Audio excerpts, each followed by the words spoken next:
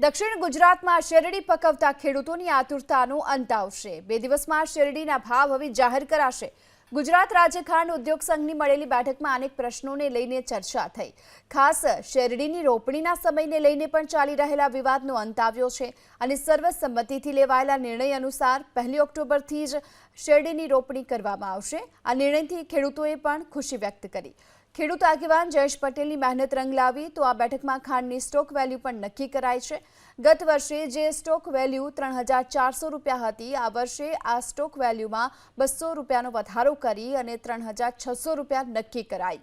ખેડૂતો શેરડી પકવી સહકારી ધોરણે ચાલતી સુગર મિલમાં આપે છે। નહીં નફો નહીં નુકસાનના ધોરણે ચાલતી આ સુગર મિલ ખર્ચ બાદ વધેલા પૈસા ખેડૂતોને ચૂકવી આપે છે।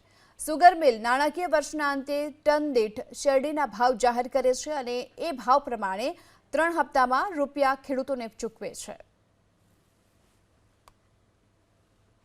ખેડૂતોની ખૂબ જ મોટી લાગણી હતી કે વાવેતર ઓક્ટોબર મહિનામાં કરવામાં આવે। એના અનુસંધાનમાં ખાંડ ઉદ્યોગ સંઘની મિટિંગમાં આવનારા દિવસોમાં જે રોપાણ છે ઓક્ટોબરમાં કરવાની નક્કી કરવામાં આવ્યું છે। ખૂબ જ ધન્યવાદને પાત્ર છે।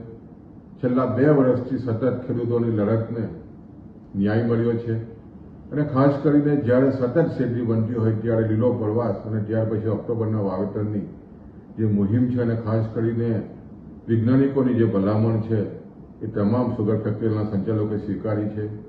એને અમે અભિનંદન આપીએ છીએ અને આવનારા દિવસોમાં જે શેરડીનું ઉત્પાદન ઘટી રહ્યું છે એને ફરી પાછું વૈજ્ઞાનિક ધોરણ અને ખાસ કરીને પ્રાકૃતિક ખેતી સાથે જોડીને આ ઉત્પાદન વધારીએ એવી લાગણી વ્યક્ત કરું છું।